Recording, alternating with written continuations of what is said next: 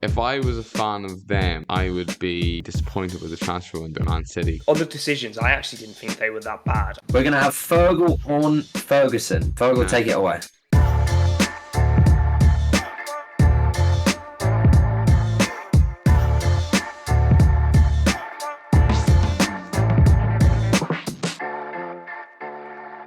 Cool, nice one. Right, whenever you're Me. ready. Yeah, nice one. Oh shit! Hold on, my microphone's come loose. Start You can see I haven't done this in a while. You can see I haven't done this in a while. Right, we're going 3, 2, 1. Hello and welcome back to Just Another Football Podcast. Back again. I'm back again after an international break of my own. Back in the hot seat after a couple of weeks. No Ali tonight, but I'm joined by George and Fergal. How have you boys been? Yeah, really well, really well. Just been on jury duty, which is more boring than it sounds. But apart from that, been a good weekend of football. Well, not for Chelsea, but well. We're not talking about Chelsea on this one, George. No, sorry. I'm not talking about Chelsea, so you didn't even need to do that, in fairness. But I appreciate you sort of putting it out there and letting everyone know that, yes, Chelsea are in fact still rubbish. Not much has changed, but good on you for that. What about you, Fergal? Yeah, good weekend. It was a bad weekend, as George said, because of Chelsea. I'll mention it as well. But then things picked up. But I think we'll cover that man in a bit. See, you're getting ahead of yourself there, Fergal, but you've given a little bit of insight to what we're going to cover today. So we'll start with the big game of the weekend, Arsenal Man United. We're also going to take stock after 4 weeks as the season sort of has its first pause of where we think teams are. And again, it's only 3-4 weeks, but you know we like a presumptuous and out there take. And then we got a couple of special segments at the end. One of which is a regular feature of the show. The other of which, you know, you'll have to just wait, stay tuned, and wait and see what happens, basically. But it won't disappoint, I'm sure. So coming to the game yesterday, I was there. I'm going to wait to give you my kind of overall thoughts on the game. Make the listeners wait, make you guys wait, and get an impartial view on the game itself and also kind of where it leaves both teams. Yeah, it was. Well, it just wasn't that great of a game. It was like the quality wasn't quite there. And like Arsenal managed to get over the line. I thought some of the refereeing decisions, and I think United might have been slightly unlucky with, um, um, and then but then the Havertz one, I thought I was surprised that got overturned. But yeah, it was a wee bit scrappy. I think both teams will need to improve to reach where they want to reach this season. But I suppose it's better for Arsenal that they came out on the right side of it. All things considered, yeah. Yeah, I think I sort of almost sort of echoing that, but on the decisions, I actually didn't think they were that bad. I thought all the decisions were right, but the way that they conducted themselves, the referees, is so frustrating. So there was an early incident where Saka fouls. I can't remember who it is. I believe it's Delone. And the referee takes so long in order to make a decision that it just riles up the crowd, and it was a clear foul. And I think from there he kind of lost his way a little bit, even though he's making the right decisions. So the VAR decision to overturn the penalty, I think in hindsight is correct, but it's frustrating that there isn't more consistency with refs going to the monitor. So that's the first time we've seen in ages where a ref's been able to go to the monitor and actually make his own decision. For example, Man United penalty, first game week. Why is that not shown to the referee and gone, you know, have another look at this, and make up your own mind? You know, it doesn't matter that it has to be overturned. It just make up your own mind rather than this you know, third panel doing it. So that was frustrating, even though I thought, you know, they ultimately got everything right. I think I'm sure, Harry will probably come on to a lot of the negatives of both sides, maybe more so Man United. But I think there's one positive for Man United, which is weird to say it up that way because there's a lot of negatives, and that's Rashford on the left finally, and Haaland coming, into the side eventually, where very obviously Rashford is not a striker. Mourinho said it before. He cannot be played as a sole striker. He should not be played. Whether or not they've got a fit striker, he cannot play up there. So that for Man United is a key moving forward. For Arsenal, I thought it was quite a pragmatic performance, which, in previous years, I don't think you say that about this Arsenal team. So certainly back end of last year. So I think that's a big step forward as well. So I think that despite it being a scrappy and pretty horrible game, although entertaining, I think there's a few plus points and positives to take from it as well. I mean, yeah, you guys have covered a lot there. I mean, I'll start with the decisions just to get it out of the way. I think you're right, George. I think that in the end, they probably reached the right decision with all of them. If you're a Man United fan, you probably agree because they're all marginal, and you know, other than the penalty, obviously, which gets overturned, the offside is literally, it's a rizz of the paper. And I think with those, you just have to look at it like they've got more technology than what you're being shown on the TV to actually calibrate the lines, and it's reached a point where there is more margin for error now in terms of like the lines having to be further apart than they were sort of when it first started. And I personally, I'm not just saying this because the decision went our way this time. I've reached a point where you just have to accept that it's a bit like goal line technology. It's clinical. The only sort of difference between that and goal line technology is there are moving parts, because it's obviously depends when you adjudge the ball to have been passed, and then that's when you're going to put the line on. And it is, you talk about split second decisions. So it's a tight one. I think it did look just off, though, in truth. Like, I know there's sort of, you can look at different camera angles, but it did look like he just leaned off. I think what he was going on about with the other stuff, Ten Hag after the game, I've got absolutely no idea. I mean, I don't know how he thought that was a foul on Johnny Evans. I think, if anything, it could have been given the other way. Yeah. It was sort of six of one, half a dozen of the other. I think the Højlund penalty, it's just all right because it's a covering man. It was close. Look, listen, if Saliba's not there, then I think it's the arm across him. I thought that was a foul. As well, though. I think he does a good job of making it look like he's getting pulled to the ground. It's one of those where you're right, the arm comes across, but if you watch it back, Højlund sort of engages as well. I think if he wants to get in front of him there and get a shot away, he probably can. And I think in that moment, Saliba's stepping across. He's obviously not going to get to the ball. So it's one of those where it probably looks more of a penalty than what it actually is. But again, like, had that been given, it's marginal. It's probably 60-40. Yeah. But then I couldn't see the Havertz one getting overturned, even though I don't think it's a penalty when I watch it back. Like, given they've set the bar where they have for overturning decisions, I'm surprised that he got sent to look at it, because there is contact, even though it's minimal, and he maybe kind of plays for it a little bit. He kind of does the Jamie Vardy thing of, like, leave your leg there and you might get caught, but it's one of those, it's marginal. On the actual game itself, I thought it was slow. I thought there was reasons for it being slow. One was actually the heat. I mean, I've never been so hot at a football match in my life. For September, it was 30 degrees, blasting hot sunshine, which I think when you've got a team just horseshoeing it round the back, which United did in that first half particularly, given they've got Onana, who's obviously very comfortable on the ball, happy to take it and happy to obviously bring it out of his own penalty box and play passes from there, we weren't playing ball with that at all. Like, we weren't trying to press him and like jumping out and leaving gaps. I think because we've seen teams like Man City and like Brighton at sort of the end of last season pick us off when we've tried to press on to them. And I think we obviously saw that he's good on the ball, but actually there's players he's going to pass it to that aren't. So wait for him to give it there, and obviously he would come out with the ball, and it ends up their best route of progression would be him walking up the pitch with the ball and then obviously playing it sort of direct into someone else.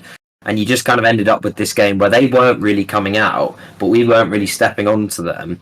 And, the two goals are sort of scored in transition by both teams, really. They score from Havertz making a poor pass, and it's one ball from Eriksen into Rashford, and he's at your back four. It's exactly what they want. And our goal, I think they just switch off. I think for sort of the first time in the game, they aren't compact between the lines. We get through them too easily, and it's actually quite well worked sort of out on that left side. And I think from that point on, it's a tetchy, it's a cagey game. I think we know their style. It's very rope-a-dope. They're trying to suck you. It's a bit like Spurs, in truth. A bit like where Spurs would try and bring you onto them and hit it to Kane, who hits it to Son, and it's very direct, but it's sort of 2 or 3 passes and they're in on goal. And if you look at all the chances they had, the goal they scored, the goal that was disallowed, it all comes from the same thing. And I don't necessarily blame them for doing it, because if you look at the personnel they have out, you know, they can't go and press us and play high and try and play possession football with that sort of team. I think we just slice through them.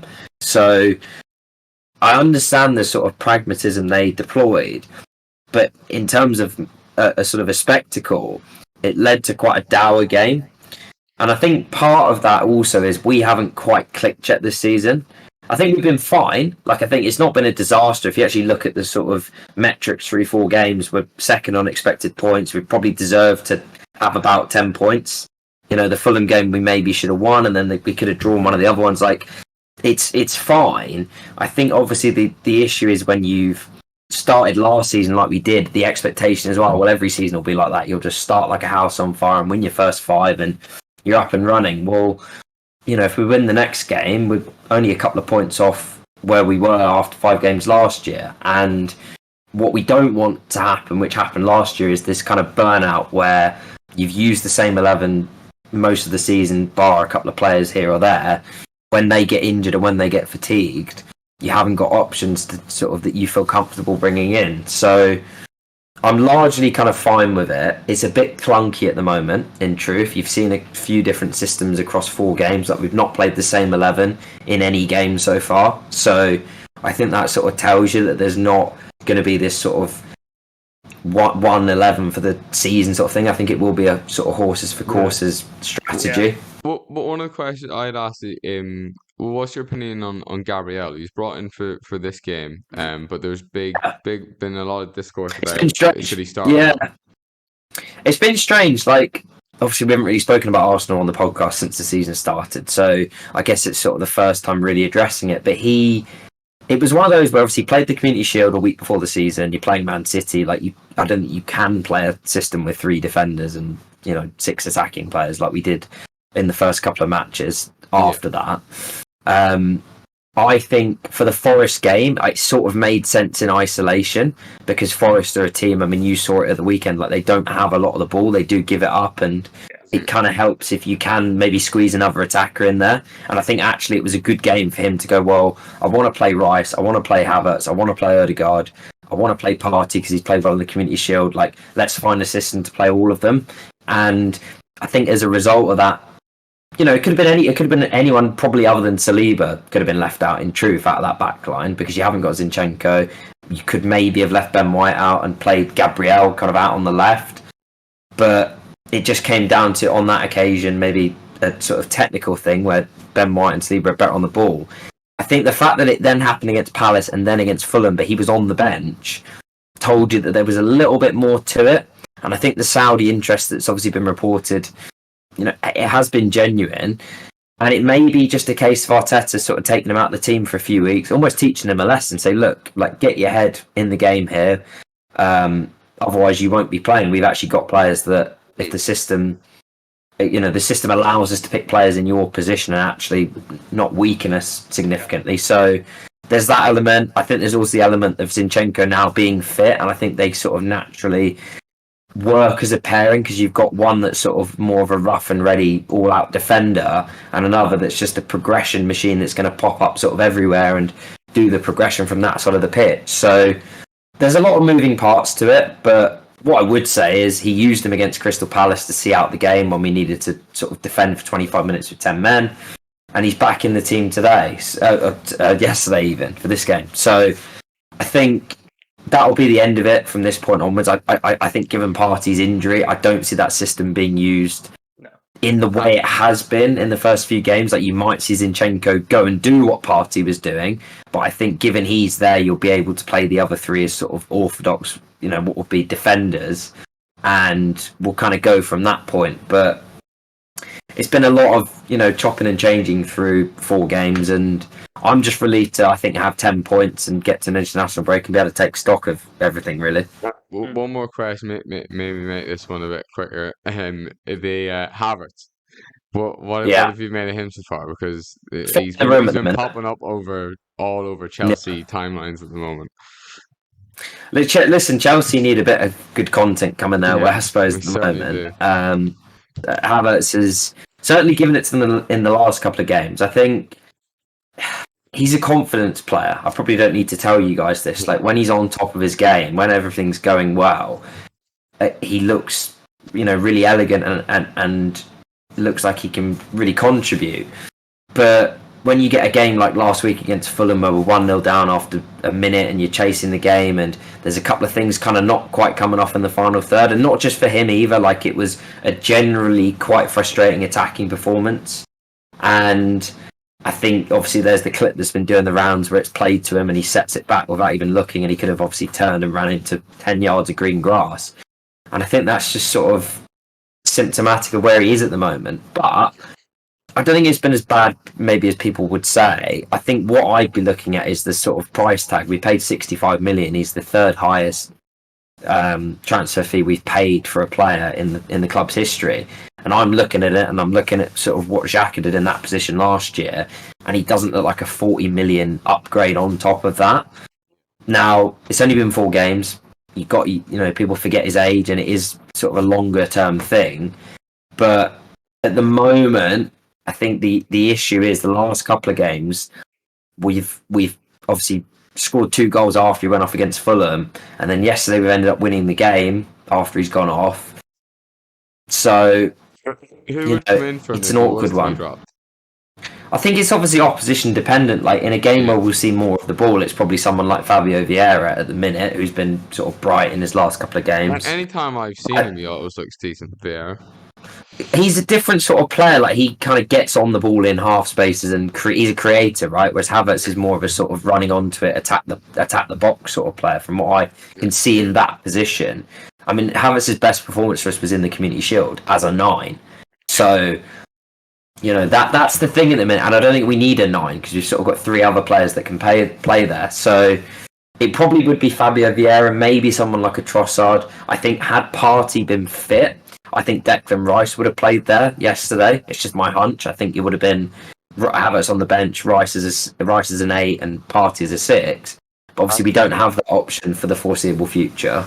That really does feel like a really good, strong midfield for the big games. That's what we played against Man City. Yeah. That's what it felt like we would play in big games and sort of in Champions League games, and we won't be able to, certainly for the next few weeks. But I have a feeling that's what he'll return to. But sort of overall, we've got 10 points, so he can continue to put him in the team, I suppose, until it stops working.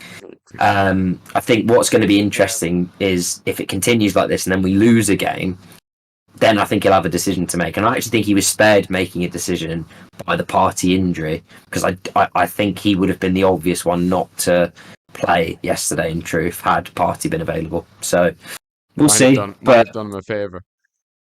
Yeah, well, exactly. Frustrating game for him. I mean, he gives the ball away for the goal. He has an air kick. Thinks he's won a penalty. It's taken away. It just hasn't quite clicked for him yet. But we've won 3 out of 4, and I'm not too worried just yet. I'm not going to let you guys goad me into saying he's shit just yet.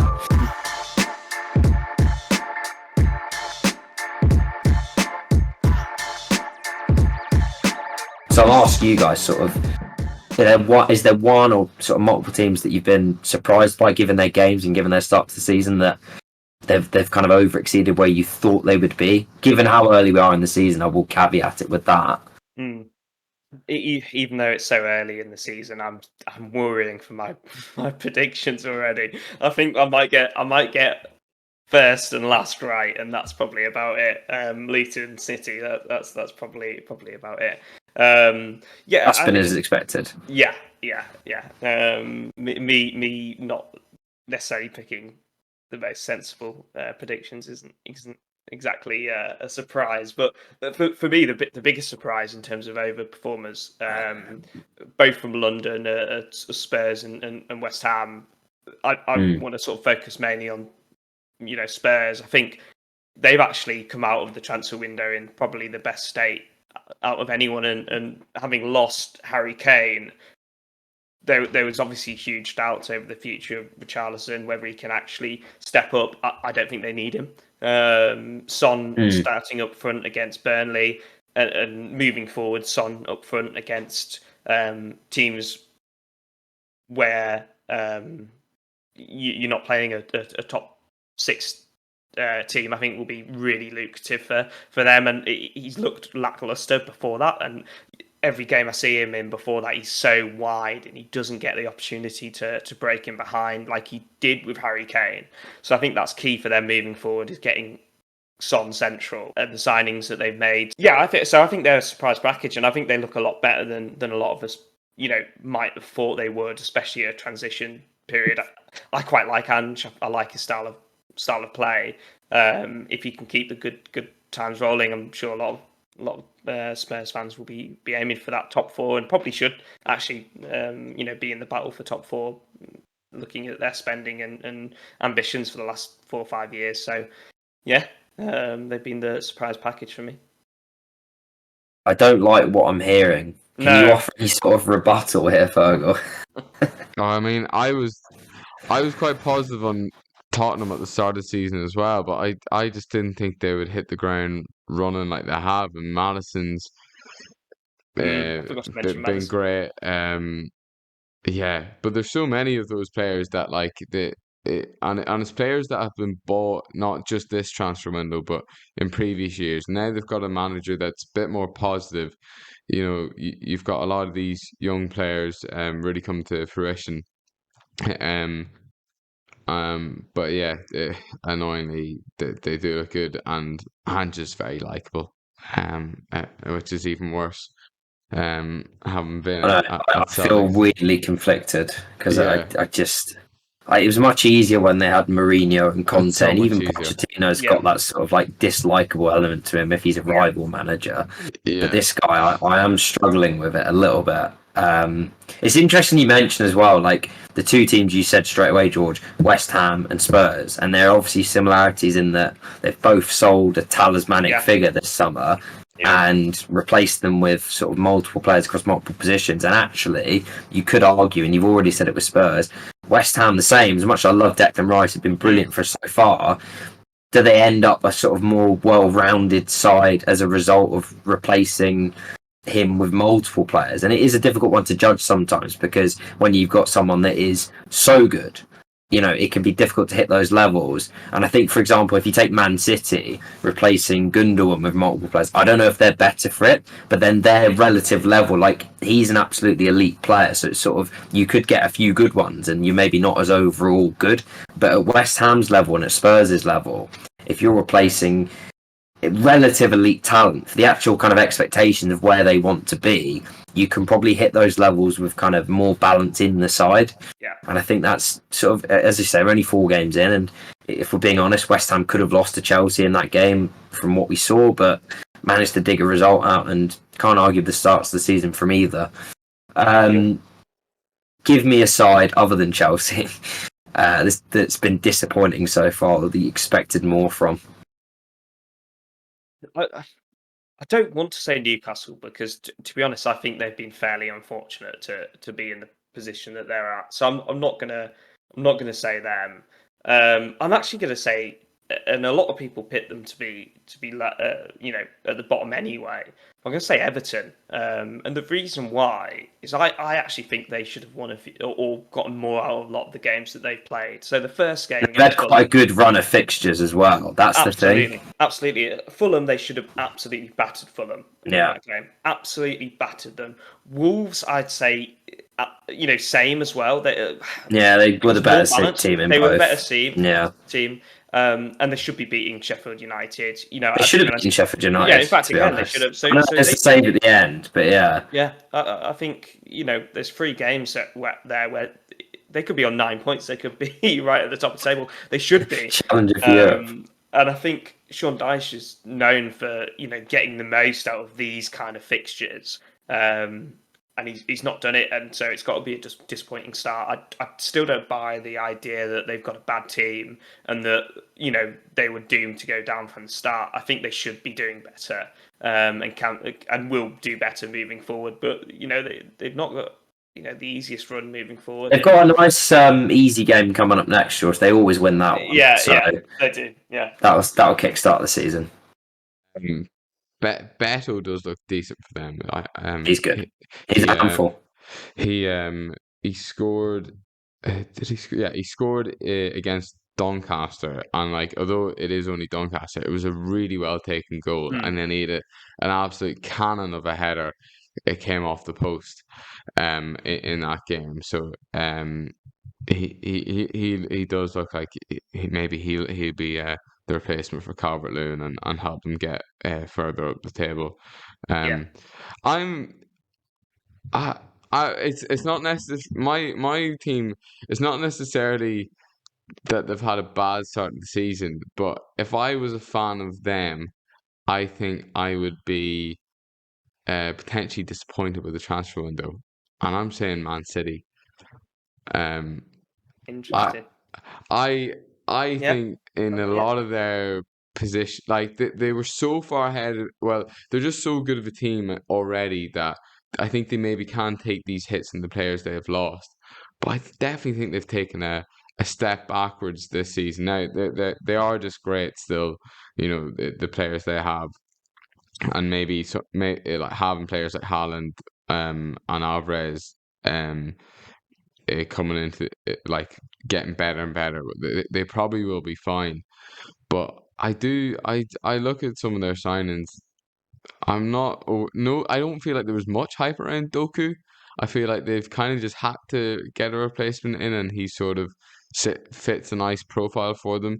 Nunez kind of feels the same. I don't think they would have bought him. The fact that all of these signs are sort of near the end of the window, rather than they're well, these are guys that we really want, so we'll go out and do the business early, which is kind of what Man City would do a lot of the time. Gavardio was touted for a while, and he's definitely a great signing. And then Kovacic, for me, I was not supposed to see him leave Chelsea, and I still stand by that. But they're a good enough team. I don't think it'll be noticed as much as other times, but I do wonder later on in the season, whenever the fixtures are piling up and they do have to rotate more, I don't know if they do have that strength to call upon like they have previously had. I don't feel like they've two really strong starting 11s like they did last season. So yeah, I'm putting Man City in there. I mean, it would be a disappointing season if they don't retain the treble, wouldn't it? Yeah. I mean, they've just gotta. That's the minimum now, isn't it? We've got to be careful what we're saying, George. Chelsea spent £1 billion. Listen, I think I took Chelsea out of the equation there. I think the other one, I'm amazed neither of you said, is Burnley. I think Burnley have been rubbish. Yeah. They've played 3 matches, been heavily beaten in all 3. The 3 home matches. I mean, I'm not saying they've been easy games, but I mean, maybe this is just personal to me, but I expected them to be a lot more competitive. I thought they would comfortably stay in the league, and look, we're 3 games in for them. But from what I'm seeing already, very tough fixtures though as well. Man City, I just thought they Villa, were more competitive. I thought they'd be more competitive than what they have been. And they were good for 25 minutes against City, but it might be one of these things that if they play against the better teams, they'll be cut apart because they are trying to play still on the front foot. So maybe they'll be able to win more matches. Yeah, maybe against the worst sides. against the worst sides if they're any better. Yeah, that's the acid test. I think I'm just bitter because they gave Spurs 5 goals, and I find it difficult to forgive any side for giving Spurs 5 goals.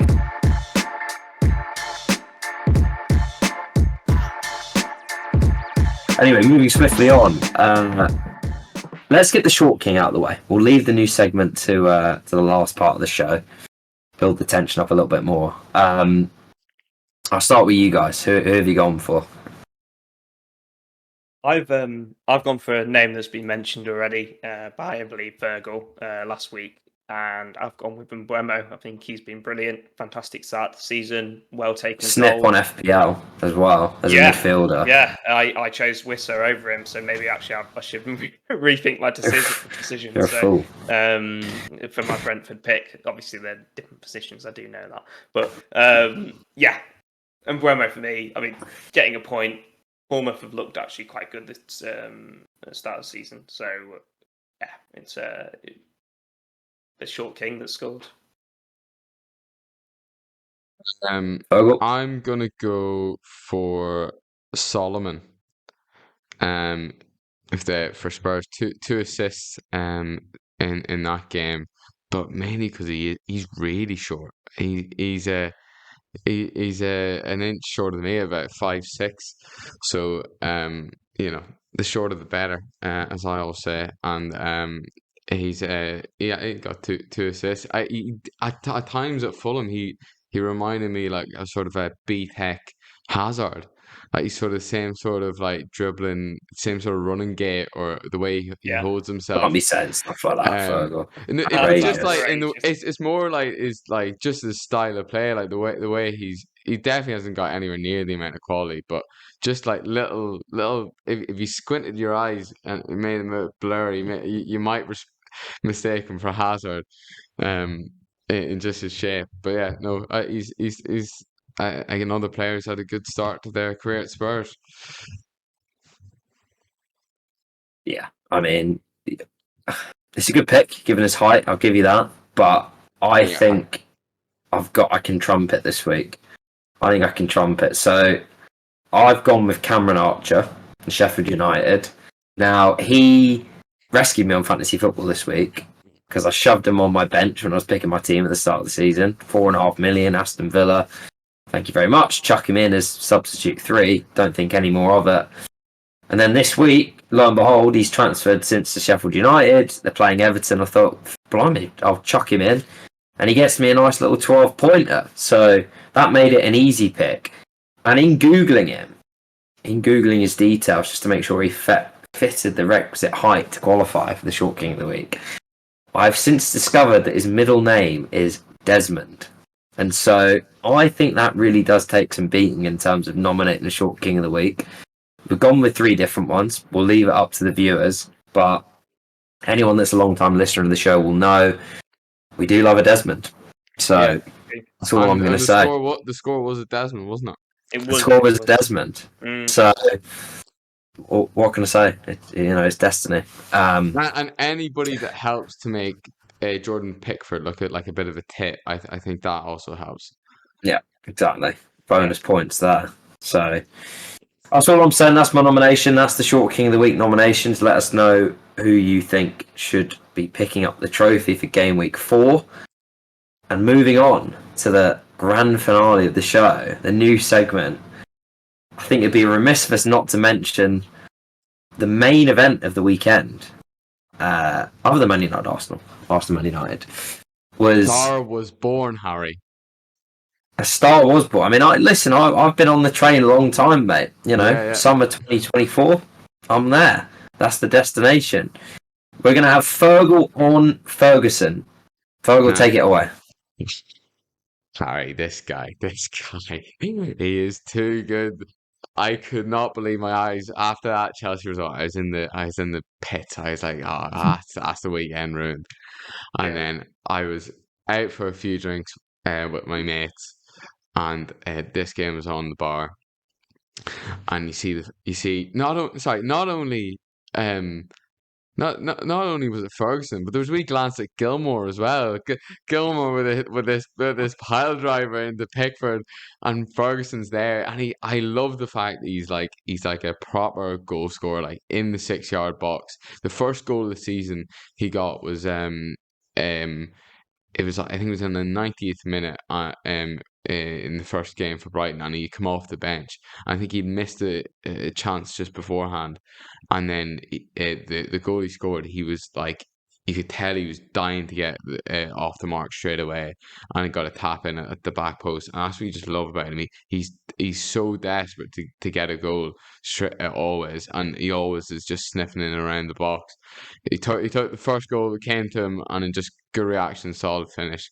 The second one though, that was again Gilmore linked up with him, and he's taken it and just slotted that one from about 25 yards out. Finished before, haven't we, from a certain English striker that no longer plays in the league? Yeah. Yeah, no, it is very like how can, and the funny thing is, both of them could have played for Ireland or England.